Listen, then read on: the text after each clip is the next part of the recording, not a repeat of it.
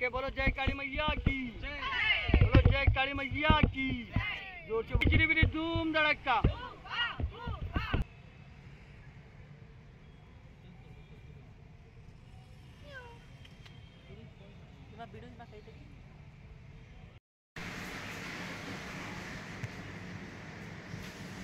Hi hello welcome back to my YouTube channel. ನಾನು ನಿಮ್ಮ Chaitra. After long break ಆದಮೇಲೆ ಮತ್ತೆ ಯೂಟ್ಯೂಬಲ್ಲಿ ವೀಡಿಯೋನ ಪೋಸ್ಟ್ ಮಾಡ್ತಿದ್ದೀನಿ. ಯಾಕೆ ಅಂದರೆ ಮಕ್ಕಳಿಗೆ ಹೇಗಿದ್ರು ಮಿಡ್ ಟರ್ಮ್ ಎಕ್ಸಾಮ್ ಮುಗೀತು. ಎಕ್ಸಾಮ್ ಅಂದ ತಕ್ಷಣ ಮಕ್ಕಳಿಗಿಂತ ಜಾಸ್ತಿ ಟೆನ್ಷನ್ನು ಮತ್ತು ಓದೋದು ಅಮ್ಮಂದ್ರಲ್ವ, ಹಾಗಾಗಿ ಸೇಮ್ ನನಗೂ ಹಾಗೆ ಆಗಿತ್ತು. ಹೇಗಿದ್ರು ಎಕ್ಸಾಮ್ ಮುಗಿದು ವೆಕೇಷನ್ ಸ್ಟಾರ್ಟ್ ಆಯಿತು. ಮಕ್ಕಳನ್ನ ಕರ್ಕೊಂಡು ಹೊರಗಡೆ ಹೋಗೋಣ ಅಂತ ಹೊರಟಿದ್ದೀವಿ. ಹೇಳಿದ ಟೈಮ್ಗೆ ಲೊಕೇಶನಲ್ಲಿ ಹೋಗಿ ವೆಯ್ಟ್ ಮಾಡ್ತಿದ್ವಿ. ನಾವು ಒಬ್ಬರೇ ಹೋಗ್ತಿರೋದ ನಮ್ಮ ಸ್ಟಾಪಿಂದ ಅಂದ್ಕೊಂಡ್ರಿ, ಏನಿಲ್ಲ ಅಂದ್ರೆ ಒಂದು 30 ಮೆಂಬರ್ಸ್ ನಮ್ಮ ಸ್ಟಾಪಿಂದನೇ ಈ ವೆಕೇಷನ್ ಟ್ರಿಪ್ಪಲ್ಲಿ ಇದ್ದರು. ನೋಡಿ ಖುಷಿ ಆಯಿತು. ನೋಡಿ ನಾವು ಹೋಗಿದ್ದು ಒಂದು 10 ರಿಂದ 15 ನಿಮಿಷದೊಳಗಡೆ ಬಸ್ಸು ಸಹ ನಮ್ಮನ್ನು ಪಿಕ್ ಮಾಡೋದಕ್ಕೆ ಅಂತ ಬಂತು. ಹೆಂಗೋ ಆನ್ ಟೈಮ್ಗೆ ಹೋಗಿ ಕಾಯ್ತಿದ್ದಕ್ಕೆ ಚೆನ್ನಾಗಾಯಿತು ಅಂತ ಹೇಳ್ಬೋದು. ಹಾಗೆ ನಮಗೆ ಈ ಹಾಲಿಡೇಸ್ಗೆ ಸಪೋರ್ಟ್ ಮಾಡಿದ್ದು ಬಂದು ಪಲ್ಲವಿ ಹಾಲಿಡೇಸ್ನವರು ತುಂಬಾ ಚೆನ್ನಾಗಿ ಆರ್ಗನೈಸ್ ಮಾಡಿದರು ಅಂತಲೇ ಹೇಳ್ಬೋದು. ಈ ವಿಡಿಯೋ ಯಾವುದೇ ರೀತಿಯ ಪ್ರಮೋಷನ್ಗಲ್ಲ, ನಮಗೆ ಯಾವ ರೀತಿ ಎಕ್ಸ್ಪೀರಿಯನ್ಸ್ ಆಯಿತು ಪಲ್ಲವಿ ಹಾಲಿಡೇಸ್ನವ್ರ ಜೊತೆ ಅಂತ ಹೇಳಿ ನಿಮ್ಮ ಜೊತೆ ಶೇರ್ ಮಾಡ್ಕೊಳ್ತಿದ್ದೀನಿ. ಮೇ ಬಿ ಕೆಲವೊಬ್ಬರಿಗೆ ಯೂಸ್ ಆಗ್ಬೋದು. ಹಾಗಾಗಿ ತುಂಬಾ ಚೆನ್ನಾಗಾಯಿತು. ಹಾಗೆ ಬಸ್ಸಲ್ಲಿ ಸೀಟೆಲ್ಲನೂ ಅಷ್ಟೇ ನಾವೇನು ಖರ್ಚೀಫ್ ಹಾಕಿ ನಮಗೆ ಬೇಕು ಅಂತ ಇಟ್ಕೊಳ್ಳೋದೇನಿಲ್ಲ. ನಾವು ಬುಕ್ ಮಾಡಿದಾಗಲೇ ನಮಗೆ ಬೇಕಾಗಿರೋ ಸೀಟು ಸಹ ಕಾಯ್ತಾ ಇರುತ್ತೆ ನಮಗೋಸ್ಕರ. ಹಾಗಾಗಿ ತುಂಬಾ ಚೆನ್ನಾಗಿತ್ತು ಅಂತ ಹೇಳ್ಬೋದು. ಹಾಗೆ ಎಲ್ಲರೂ ಬಸ್ ಹತ್ತಿ ಹೊರಟ್ವಿ. ಅವ್ರ ಸ್ಟಾಪಲ್ಲಿ ಅವ್ರವ್ರು ಹತ್ಕೊಂಡ್ರು, ಎಲ್ಲ ಒಂದೇ ಸ್ಟಾಪಲ್ಲಿ ಏನು ಹತ್ತಲಿಲ್ಲ. ಹಾಗೆ ಇದೊಂದು ಲಾಂಗ್ ಜರ್ನಿ ಆಗಿರೋದ್ರಿಂದ ಸೆಂಟ್ರಲ್ಲಿ ಸಹ ಇಳಿಸಿದ್ರು, ಸ್ವಲ್ಪ ಬ್ರೇಕ್ ಕೊಟ್ಟಿದ್ರು. ಆ ಟೈಮಲ್ಲಿ ನನ್ನ ಮಕ್ಕಳು ಸ್ನ್ಯಾಕ್ಸ್ ತೊಗೊಂಡು ಅಲ್ಲೂ ಸಹ ಕಿತ್ತಾಡ್ತಾ ಇದ್ರು. ಹಾಗೋ ಈಗೋ 6:37 ಒಳಗಡೆ ಅಲ್ಲಿಗೆ ರೀಚ್ ಆದ್ವಿ. ಹೋಗೋಷ್ಟರಲ್ಲಿ ಸ್ವಲ್ಪ ಬಿಸಿಲು ಬರ್ತಾ ಇತ್ತು, ಜೊತೆಗೆ ಚಳಿ ಇದ್ದರಿಂದ ತುಂಬಾ ಚೆನ್ನಾಗಿತ್ತು ಅಂತ ಹೇಳ್ಬೋದು. ಕ್ಲೈಮೇಟು ತುಂಬಾ ಮರ ಗಿಡ ಇರೋದ್ರಿಂದ ನಮಗೆ ನೋಡೋದಕ್ಕೆ ಖುಷಿ ಅನಿಸುತ್ತೆ. ಇಷ್ಟೆಲ್ಲ ಹೇಳ್ತಿದ್ದೀನಿ. ನಾ ಹೋಗ್ತಿರೋದು ಎಲ್ಲಿಗೆ ಅಂತಲೇ ಹೇಳಲಿಲ್ಲ ನೋಡಿ. ನಾನಿವತ್ತು ಹೋಗ್ತಾ ಇರೋದು ಬಂದು ದಾಂಡೇಲಿಗೆ.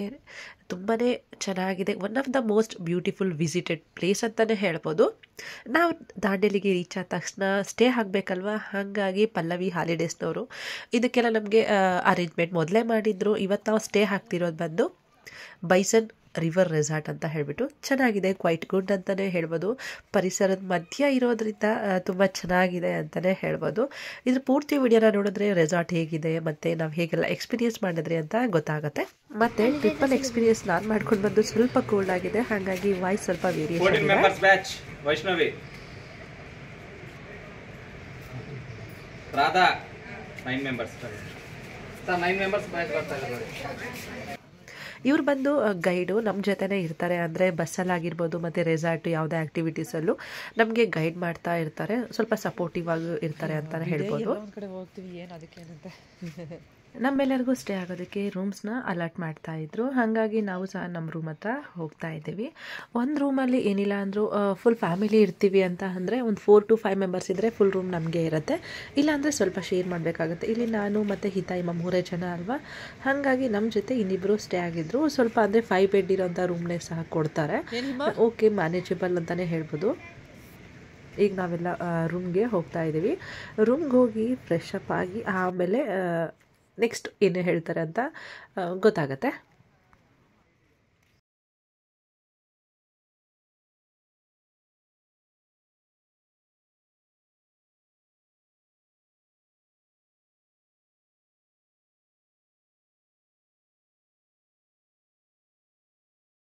ಇದೇ ನೋಡಿ ನಾವು ಸ್ಟೇ ಆಗಿದ್ದಂಥ ರೂಮು ಇದೆಯಾ.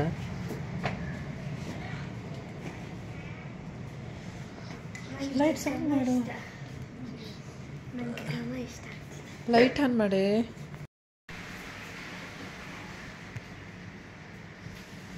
ಸಾಕು ಸಾಕು ಇದಾಯ್ತು. ಬಾ ಈ ಕಡೆ ಬ್ಯಾಕ್. ಮತ್ತೆ ನಾವೆಲ್ಲ ಮೆಸ್ಸಿ ಮಾಡಾಕ್ಬಿಡ್ತೀವಿ, ಅದಕ್ಕೋಸ್ಕರ ಒಂದು ವೀಡಿಯೋ.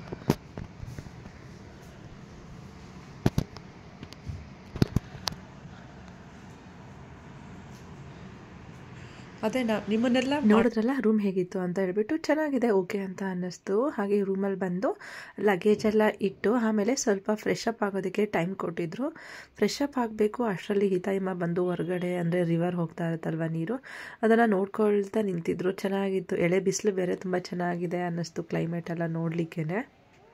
ಹಾಗೆ ಫ್ರೆಶ್ ಅಪ್ ಆಗಬೇಕು, ಬೇಗ ಫ್ರೆಶ್ ಅಪ್ ಆಗಿ ಆಮೇಲೆ ಕಾಫಿ ತಿಂಡಿ ಎಲ್ಲ ಒಟ್ಟೊಟ್ಟಿಗೆ ಆಗಿಬಿಡುತ್ತೆ. ಹಾಗಾಗಿ ಎಲ್ಲರೂ ನೋಡಿ ಬ್ರಷ್ ಮಾಡ್ತಾ ಅವ್ರವ್ರ ರೂಮ್ ಎದುರುಗಡೆ ಬಂದು ಹೊರಗಡೆ ನೋಡ್ತಾ ನಿಂತಿದ್ರು. ಹಾಗೆ ನಾವು ಸಹ ಬ್ರಷ್ ಮಾಡಿಕೊಂಡು ಹೊರಗಡೆ ಒಂದು ರೌಂಡ್ ವಾಕ್ ಹೋಗಿ ಬರೋಣ ಅಂತ ಹೋದ್ವಿ. ಎಷ್ಟು ಚೆನ್ನಾಗಿದೆ ಗೊತ್ತಾ, ನೋಡಲಿಕ್ಕೆ ತುಂಬ ಚೆನ್ನಾಗಿದೆ ಅನ್ನಿಸ್ತು. ಆ ನೀರಿನ ಸೌಂಡ್ ಆಗಿರ್ಬೋದು, ನೋಡೋದಕ್ಕೂ ಅಷ್ಟೇ ತುಂಬ ಚೆನ್ನಾಗಿದೆ ಅನ್ನಿಸ್ತು. ಯಾಕೆಂದರೆ ರೆಸಾರ್ಟ್ ಮುಂದೆನೇ, ಅಂದರೆ ರೂಮಿಂದ ಹೊರಗಡೆ ಬಂದ ತಕ್ಷಣ ಈ ಥರ ವ್ಯೂ ಇರುತ್ತೆ. ಅದೊಂದು ಪ್ಲಸ್ ಪಾಯಿಂಟ್ ಅಂತ ಹೇಳ್ಬೋದು ನೋಡೋದಕ್ಕೆ. ನಾವೆಲ್ಲ ಬೆಂಗಳೂರಲ್ಲಿ ಈ ರೀತಿ ನೋಡಿರಲ್ಲಲ್ವ, ನಮಗೊಂದು ಸ್ವಲ್ಪ ಸ್ಪೆಷಲ್ ಅಂತ ಅನ್ನಿಸ್ಬೋದು. ಯಾವಾಗಲೂ ನೋಡೋರಿಗೆ ಏನನ್ಸುತ್ತೆ ನನಗೆ ಗೊತ್ತಿಲ್ಲ. ನಾವಂತೂ ಇಲ್ಲಿ ಫ್ರೆಶ್ ಅಪ್ ಆಗಿ ಬ್ರಷ್ ಮಾಡಿಕೊಂಡು ಓಡಾಡ್ಕೋತಾ ನೋಡ್ತಾ ಇದ್ವಿ. ಹಾಗೆ ಹೇಗಿದ್ದರೂ ಫ್ರೆಶ್ ಅಪ್ ಎಲ್ಲ ಆಗಿದ್ದಾಯಿತು. ಬ್ರೇಕ್ಫಾಸ್ಟು ಮತ್ತು ಕಾಫಿ ಕುಡ್ಕೊಂಡು ಬರಬೇಕು. ಅಷ್ಟರಲ್ಲಿ ರೆಸಾರ್ಟ್ನ ಒಂದು ರೌಂಡ್ ಹೊಡ್ಕೊಂಡು ಬರೋಣ ಬನ್ನಿ. ಕೆಲವೊಂದು ಕ್ಲಿಪ್ಸ್ನ ಮಾತ್ರ ಹಾಕಿದ್ದೀನಿ. ನಾವಿದ್ದು ಬಂದು ಬೈಸನ್ ರಿವರ್ ರೆಸಾರ್ಟ್ ಅಂತ ಹೇಳಿಬಿಟ್ಟು ಚೆನ್ನಾಗಿದೆ, ಕ್ವೈಟ್ ಗುಡ್ಡಾಗಿದೆ ಅಂತಲೇ ಹೇಳ್ಬೋದು. ಹಾಗೆ ಪರಿಸರದ ಮಧ್ಯ ಇರೋದ್ರಿಂದ ನಮಗೊಂಥರ ಚೆನ್ನಾಗಿರೋ ಫೀಲ್ ಬರುತ್ತೆ. ಹಾಗೆ ಒಳಗಡೆ ಎಂಟ್ರಿ ಆದ ತಕ್ಷಣ ಪಾರ್ಕಿಂಗ್ ಇರುತ್ತೆ ಮತ್ತು ಕೆಲವೊಂದು ಆ್ಯಕ್ಟಿವಿಟೀಸ್ ನೋಡಿ, ಇದು ಮಕ್ಕಳಿಗೆ ಹತ್ತಾರಲ್ವ ಕ್ಲೈಂಬ್ ಮಾಡೋದಕ್ಕೆ, ಅದರ ಒಂದು ಆ್ಯಕ್ಟಿವಿಟೀಸು ಮತ್ತು ಅದ್ರ ಸ್ಟೆಪ್ಸ್ ಎಲ್ಲ ಇದೆ. ಅಲ್ಲೋಗಿ ಬೇರೆ ಗೇಮ್ಸ್ ಎಲ್ಲ ಆಡ್ಬೋದು. ಮೇ ಬಿ ಇದಕ್ಕೆಲ್ಲ ಎಕ್ಸ್ಟ್ರಾ ಚಾರ್ಜ್ ಮಾಡ್ಬೋದು ಅನಿಸುತ್ತೆ. ಹಾಗೆ ಇದು ಬಂದು ನಾವು ಸ್ಟೇ ಆಗಿದ್ದಂಥ ರೂಮು. ಫ್ರೆಶ್ ಅಪ್ ಎಲ್ಲ ಆಗಿ ಇದನ್ನೆಲ್ಲ ನೋಡ್ಕೊಂಡು ಬಂದು ತಿಂಡಿಗೆ ಬರ್ತಾಯಿದ್ದೀವಿ. ನೋಡಿ, ಎಲ್ಲರೂ ಆಗಲಿ ತಿಂಡಿಗೆ ಬಂದುಬಿಟ್ಟಿದ್ದಾರೆ. ಹಾಗೆ ಇವತ್ತು ನಮಗೆ ಕೊಟ್ಟಿರೋ ತಿಂಡಿ ಬೆಳಗಿನ ಬ್ರೇಕ್ಫಾಸ್ಟ್ಗೆ ಉಪ್ಮಾ ಕೊಟ್ಟಿದ್ರು, ಜೊತೆಗೆ ಬ್ರೆಡ್ಡು, ಜಾಮು, ಉಪ್ಪಿನಕಾಯಿ ಇತ್ತು.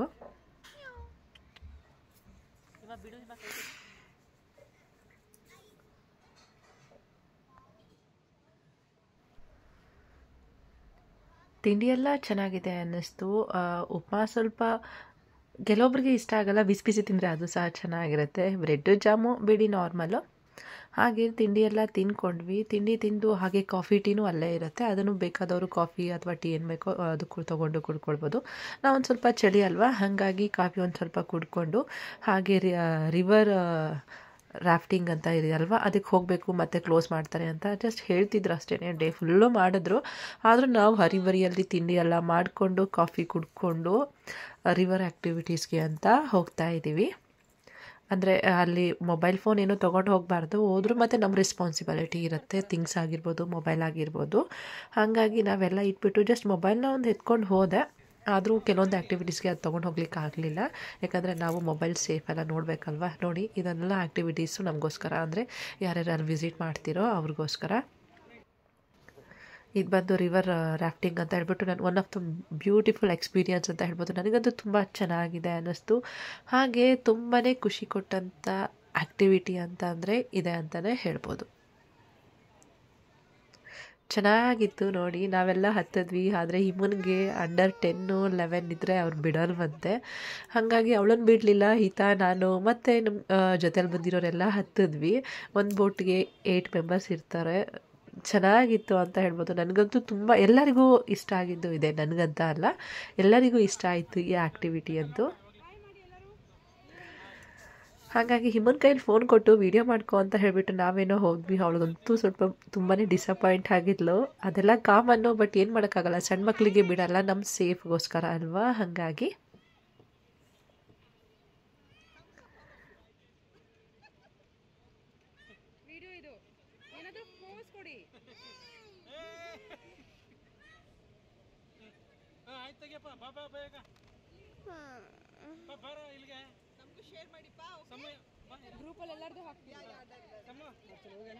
ನಮ್ಮ ಈ ವಿಡಿಯೋನ ಕ್ಲಿಕ್ ಮಾಡಿದ್ದು ಬಂದು ಉಷಾ ಅಂದ್ಬಿಟ್ಟು, ಅಂದರೆ ಪಲ್ಲವಿ ಹಾಲಿಡೇಸ್ನ ಮ್ಯಾನೇಜ್ಮೆಂಟ್ನವರು. ಅವರು ಅಷ್ಟೇ ಫ್ರೆಂಡ್ಲಿ ಪರ್ಸನ್ ಅಂತ ಹೇಳ್ಬೋದು, ಸಪೋರ್ಟಿವ್ ಆಗೂ ಇರ್ತಾರೆ. ಹಾಗೆ ರಿವರ್ ರಾಫ್ಟಿಂಗ್ ಹೋಗೋದಕ್ಕೆ ಮುಂಚೆ ಟ್ರೈನರ್ ನಮಗೆ ಇನ್ಸ್ಟ್ರಕ್ಷನ್ ಕೊಟ್ಟು ಹೇಗೆ ಬ್ಯಾಲೆನ್ಸ್ ಮಾಡೋದು, ಹೇಗೆ ಅದನ್ನು ಮೂವ್ ಮಾಡಬೇಕು, ಯಾವ ಟೈಮಲ್ಲಿ ಹೇಗಿದ್ರೆ ಸೇಫ್ ಅಂತಲೂ ಸಹ ಹೇಳಿಕೊಡ್ತಾರೆ.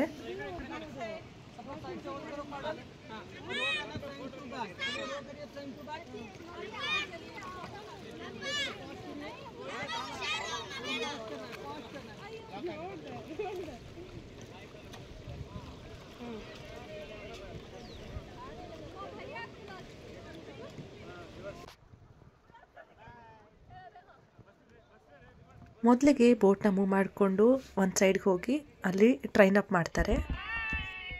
ओके बोलो जय काली मैया की, बोलो जय काली मैया की, जोर से बोलना है, बोलो जय काली मैया की, बोलो चिरी बिरी धूम धड़का, बोलो चिरी बिरी धूम धड़का, छुआ छुआ नहीं हुआ हुआ बोलो चिरी धूम धड़क ರೆಡಿನಾಗಿ ಆಯ್ತು ಎಲ್ಲರೂ ಸ್ವಿಮ್ಮಿಂಗ್ ಮಾಡಕ್ಕೆ ಕಮಲ್ ಹಿಡೀರಿ ಮೇಡಮ್ ಇನ್ನೂ ಮುಗ್ದಿಲ್ಲ ರೀ ಇನ್ನೂ ಹೋಗ್ಬೇಕ್ರಿ ಅಲ್ಲಿ ಇಲ್ಲೇ ಮಾಡತ್ತೀರಿ ನೀವು ಎಲ್ಲ ಕಮಲ್ ಹಿಡೀರಿ ಎಲ್ಲರೂ ಇಷ್ಟ ಓಕೆ ಯಾರು ಹಿಡಿತಾರಮ್ಮ ನೀರದಲ್ಲಿ ಸರ್ ಇಲ್ಲಿಂದ ಅಲ್ಲೇ ಹೋಗ್ತೀವಿ ನಾವು ಫುಲ್ಲು ಅಲ್ಲೇ ಹೋಗಾಗ್ತೀವಿ ಹಗ್ಗ ಹಿಡಿಬೇಕು ಎಲ್ಲರೂ ಹಗ್ಗ ಹಿಡ್ಕೋಬೇಕು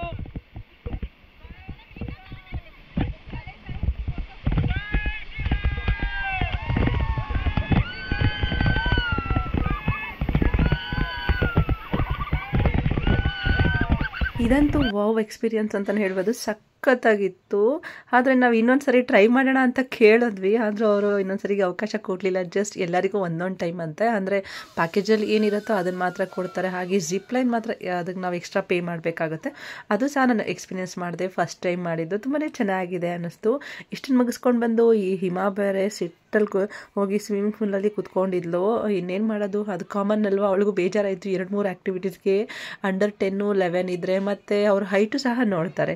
ಅದನ್ನೆಲ್ಲ ಕರೆಕ್ಟಾಗಿದ್ದರೆ ಅವ್ರನ್ನ ಅಲೋ ಮಾಡ್ತಾರೆ, ಇಲ್ಲಾಂದರೆ ಮಾಡಲ್ಲ. ಹಾಗಾಗಿ ಹಿಮನ ಕೆಲವೊಂದು ಆ್ಯಕ್ಟಿವಿಟೀಸ್ಗೆ ಅಲೋ ಮಾಡಲಿಲ್ಲ. ಹಾಗಾಗಿ ಅವಳನ್ನು ಕರ್ಕೊಂಡು ನಾನು ಈ ಒಂದು ಆ್ಯಕ್ಟಿವಿಟಿಗೆ ಹೋದೆ. ಅದರಲ್ಲಿ ಏನಿಲ್ಲ, ಜಸ್ಟ್ ಪುಷ್ ಮಾಡ್ಕೊಂಡು ಹೋಗ್ತಿದ್ರೆ ನೀರು ಹಾಕ್ತಿರ್ತಾರೆ. ಅದು ಒಂದು ರೀತಿ ಚೆನ್ನಾಗಿತ್ತು ಅಂತಲೇ ಹೇಳ್ಬೋದು. ಹಾಗೆ ಜಿಪ್ ಲೈನು ಅಷ್ಟೇ ನಾನು ಫಸ್ಟ್ ಎಕ್ಸ್ಪೀರಿಯನ್ಸ್ ಮಾಡಿದ್ದು, ಅದು ಸಹ ಚೆನ್ನಾಗಿದೆ ಅಂತ ಅನ್ನಿಸ್ತು. ಹಾಗೆ ಸ್ವಲ್ಪ ರಶ್ ಇತ್ತು ಅದಕ್ಕೆ. ಮತ್ತು ಈ ಪ್ಯಾಕೇಜಲ್ಲಿ ಜಿಪ್ ಲೈನ್ ಎಲ್ಲ ಇನ್ಕ್ಲೂಡ್ ಆಗಿರೋದಿಲ್ಲ, ಅದಕ್ಕೆ ನಾವು ಎಕ್ಸ್ಟ್ರಾ ಪೇ ಮಾಡಬೇಕಾಗತ್ತೆ. ಅದು ಸಹ ಚೆನ್ನಾಗಿದೆ ಅಂತ ಅನ್ನಿಸ್ತು. ಹಾಗೆ ಸಣ್ಣ ಮಕ್ಕಳನ್ನೆಲ್ಲ ಅಲ್ಲಿ ರಿವರ್ ಆ್ಯಕ್ಟಿವಿಟೀಸ್ಗೆ ಬಿಡೋದಿಲ್ಲ. ಹಾಗಾಗಿ ಮಕ್ಕಳೆಲ್ಲ ಬಂದು ಆರಾಮ್ಸೆ ಸ್ವಿಮ್ಮಿಂಗ್ ಪೂಲಲ್ಲಿ ಆಟ ಆಡ್ತಾಯಿದ್ರು. ಚೆನ್ನಾಗಿದೆ ಸ್ವಿಮ್ಮಿಂಗ್ ಪೂಲು ಅಷ್ಟೇ. ಚಿಕ್ಕ ಮಕ್ಕಳಿಗೆ ಅಂತೇಳಿ ಅದರಲ್ಲೇ ಸಪ್ರೇಟು ಸಹ ಮಾಡಿದ್ದಾರೆ. ಮತ್ತು ಸೇಫರ್ಗೆ ಅಂತ ಹೇಳಿಬಿಟ್ಟು ಕೆಲವೊಂದು ಸಣ್ಣ ಬೋಟೆಲ್ಲ ಬರುತ್ತೆ ಅಲ್ವಾ, ವೀಲ್ ಮಾಡೋದು, ಅದೆಲ್ಲನೂ ಅದರಲ್ಲೇ ಇರುತ್ತೆ. ಮತ್ತು ಲೈಫ್ ಜಾಕೆಟು ಸಹ ಇರುತ್ತೆ. ಅದನ್ನು ವೇರ್ ಮಾಡಿಕೊಂಡು ಮಕ್ಕಳು ಸ್ವಿಮ್ಮಿಂಗ್ ಬರದೇ ಇರೋರು ಸಹ ಸ್ವಿಮ್ಮಿಂಗ್ ಪೂಲಲ್ಲಿ ಆರಾಮ್ಸೆ ಆಟ ಆಡ್ಬೋದು.